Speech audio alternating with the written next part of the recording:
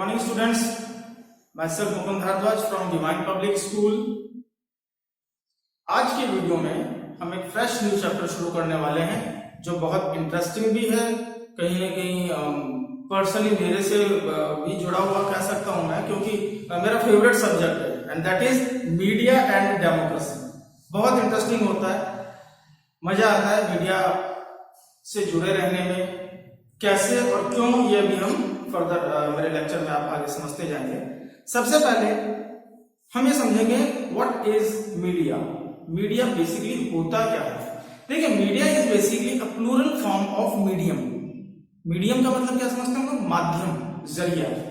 तो यहाँ पे जो मीडिया जो टर्म यूज किया जा रहा है, बेसिकली ये प्लूरल फॉर्म है मीडियम का। और medium is what? Medium basically it's a way of communicating information. मान लीजिए कि आज मैं आपके पास, मान के लीजिए प्रैक्टिकली, चलिए समझते हैं इसको। बड़ा अभी आपको 2 मिनट के अंदर ये मीडिया समझ में आ जाएगा होता क्या है। क्या इन दिनों रेगुलर स्कूल चल रहे हैं? नहीं। क्या रेगुलर स्कूल की पढ़ाई चल रही है? हाँ। अब स्कूल नहीं चल रहे, आप स्कूल नहीं आ रहे हो और फिर भी आपकी पढ़ाई चल रही है। टीचर आपको पढ़ा रहा है, वो सेम लेक्चर जो आपके सामने खड़ा होकर टीचर देता था, वही लेक्चर आप लोग आज अपने मोबाइल के माध्यम से पढ़ रहे हैं। डेली बेसिस पे आप अपडेट हो रहे हैं कि 20 तारीख को सर ने ये पढ़ाया, 21 को ये पढ़ाया, 22 को ये पढ़ाया। डे टू डे बेसिस पे आपको डेली लेक्चर्स मिल रहे हैं, एक्सरसाइजेस मिल रही हैं, होमवर्क भी मिल रहा है, मतलब तमाम काम आपके हो रहे हैं विदाउट एनी इंटरप्शन। हाउ? कैसे? मेरे और आपके बीच में जो कम्युनिकेशन है वो किस माध्यम से हो रहा है? What is the medium between both of us? The medium is mobile.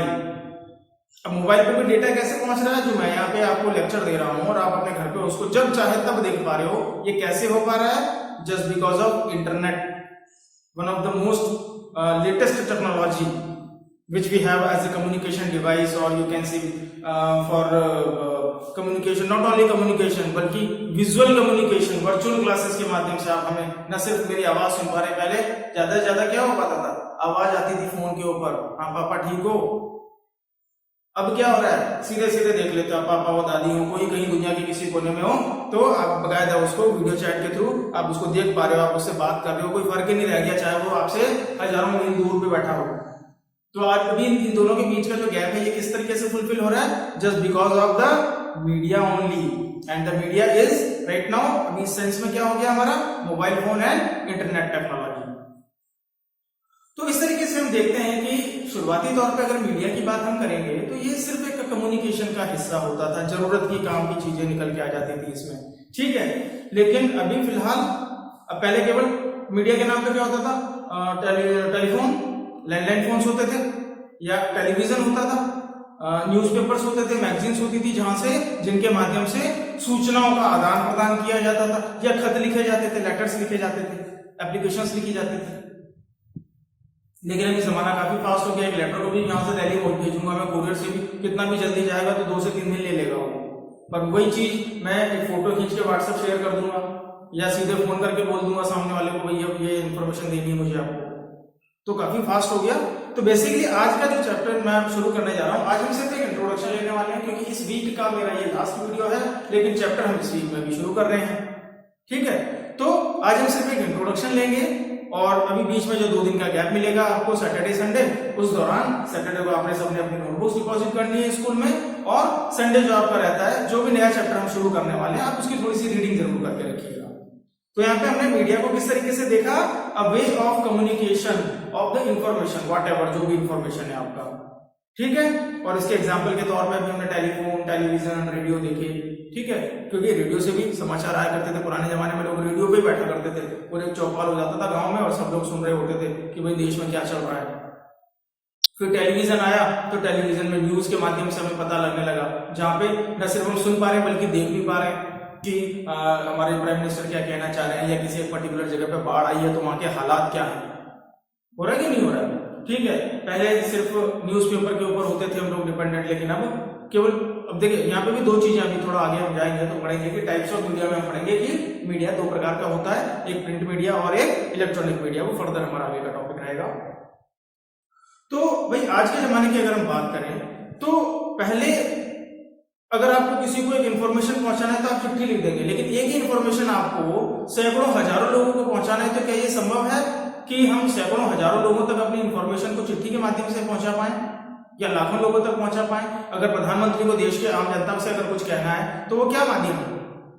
तो जब बहुत सारे लोगों को एक साथ कम्युनिकेट किया जाता है ना, जब जो रश होता है, भीड़ जो होती है, भीड़ को क्या कहते हैं इंग्लिश में हम लोग? मास। तो जो मासेस को हमें इन्फॉर्म करना है या किसी तरह का कोई कम्युनिकेशन करना है क्राउड के साथ, मासेस के साथ, तो ऐसे केस में जो मीडियम काम आता है दैट इज इधर न्यूज़पेपर, क्योंकि न्यूज़पेपर घर घर में पहुंचता है। टेलीविजन ऑलमोस्ट हर घर में मौजूद है अभी, जब नहीं होते थे तब रेडियोज हुआ करते थे। तो इस तरह के जो डिवाइसेस कह लीजिए आप या तरीके कह लीजिए आप, जिसके माध्यम से इंफॉर्मेशन को मासेस तक पहुंचाया जाता है, बड़े बड़े ग्रुप्स में पहुंचाया जाता है, तो इसके लिए जो तंत्र या सिस्टम काम आता है उसे हम मास मीडिया कहते हैं। ठीक है, मास कम्युनिकेशन के लिए जो काम आता है उसे मास मीडिया कहा जाता है। मास कम्युनिकेशन मतलब बहुत सारे लोगों को, बहुत बड़ी भीड़ को अगर हमें किसी बात की सूचना देनी है, अब जैसे प्रधानमंत्री लाल किले पर खड़े होकर 15 अगस्त को अपना भाषण देते हैं, अब हमें आम आदमी को क्या पता चलेगा भाई लाल किले पर दिल्ली में क्या हो रहा है? तो वो बकायदा टेलीविजन पे, रेडियो के माध्यम से दिखाया जाता है, सुनाया जाता है, फिर जो कुछ उन्होंने बोला उसका विश्लेषण अगले दिन न्यूज़पेपर में आता है, तो उससे हमें पता चल जाता है कि अच्छा ये बात हुई। ठीक है, जैसे मन की बात के माध्यम से प्रोग्राम रेडियो पे आता है ना, मन की बात अपना हमारे जो प्रधानमंत्री उनके जरिए रिलीज किया जाता है, तो उसमें वो आम आदमी तक अपने मन की बात पहुंचाते हैं। बहुत सारे लोग उनको सुनते हैं, समझते हैं कि वो क्या कहना चाह रहे हैं, उनके आगे की प्लानिंग क्या है, देश के लोगों के लिए उन्होंने क्या सोच रखा है। तो ये तमाम तरीके मास कम्युनिकेशन के काम आते हैं। एक चीज और जो अपने यहाँ समझने की बात है, जैसा कि मेरा हमेशा से एक आदत रही है मेरी, कि जो चैप्टर का नाम होता है हम सबसे पहले उसी को डिस्कस करते हैं। तो अभी हमने मीडिया एंड डेमोक्रेसी, हमारे चैप्टर का नाम है, मीडिया समझ लिया, डेमोक्रेसी हम पहले पढ़ चुके हैं। अब इन दोनों के बीच में संबंध क्या है जरा सा ये भी जान लें हम लोग। The media plays a significant role in democracy. कैसे? देखिए, हम एक ऐसे देश में रहते हैं जहां लोकतंत्र है, आम जनता यहाँ पे अपने प्रतिनिधियों के माध्यम से शासन करती है, परंतु जो लोग शासन व्यवस्था चलाने के लिए बैठे हुए हैं संसद भवन में या विधानसभा में, क्या वो सही काम कर भी रहे हैं या नहीं कर रहे हैं? और अगर सही कर रहे हैं तो अच्छी बात है, उनकी तारीफ भी होनी चाहिए जो मीडिया करता है, और अगर गलत कर रहे हैं तो उन्हें जनता के सामने एक्सपोज करने का काम भी मीडिया करता है, ताकि आम जनता को पता चल सके कि कौन नेता आपका भ्रष्ट है, कौन सही काम नहीं कर पा रहा है, और अगले चुनाव में उन्हें वोट न मिले और वो सत्ता से बाहर हो जाए। तो इस तरीके से मीडिया अपने आप में इस लोकतंत्र का सबसे मजबूत पहलू है, बहुत मजबूत पिलर कह सकते हो आप मीडिया को, क्योंकि अगर मीडिया न हो तो हमें तो पता ही नहीं चले कि कौन सही काम कर रहा है, कौन गलत काम कर रहा है। इंडिविजुअली ना हमारे पास इतना टाइम होता है और ना हमारी इतनी पहुंच होती है कि हम एक पर्सन का पता लगा पाए।